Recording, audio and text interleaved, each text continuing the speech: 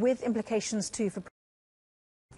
Hello there, good evening. The Islamic State has released a video purportedly showing the beheading of an American journalist.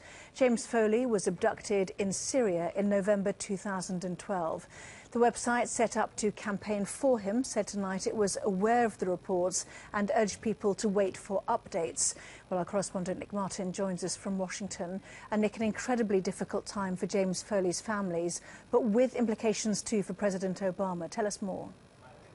Yes, well, I mean, this video, which purports to be from the Islamic State, and I haven't watched it, is said to be enormously graphic, but with a message to America, it says.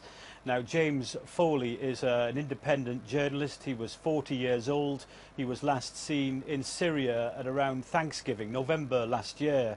He was one of the last journalists to be in the Aleppo area when he was kidnapped, along with another journalist, and he hasn't been seen since. And ever since then, his parents have continued a campaign for information to glean where he could have been. And then tonight, as we've just come on air in the last hour, a video has emerged on the internet which purportedly shows Jim Foley being beheaded.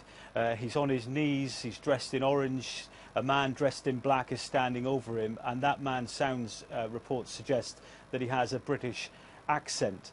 Now, James Foley had previously worked in Libya and had also been kidnapped there, and his parents had mounted a huge campaign for his release, and they were successful.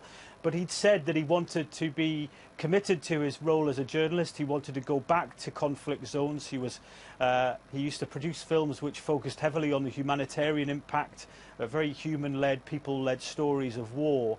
And colleagues on Twitter tonight, one I've just been reading, saying he was enormously kind and generous. Another journalist said they'd shared beers just a few days before he'd gone missing.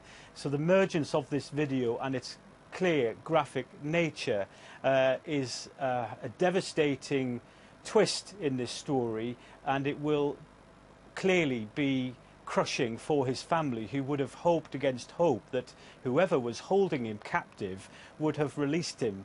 But I think it's a clear message to, which is what the Islamic State will want, of course, for this video to be shown as many times. But they are saying in that they are holding another journalist, that if Barack Obama, the president, does not pull out the airstrikes and stop supporting Kurdish and Iraqi forces in Iraq and elsewhere, then this other person will be beheaded too.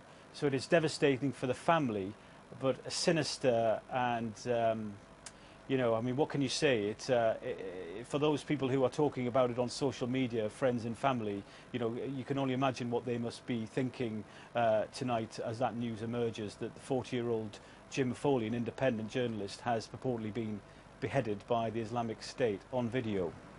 Nick Paton, thank you. Sky News has witnessed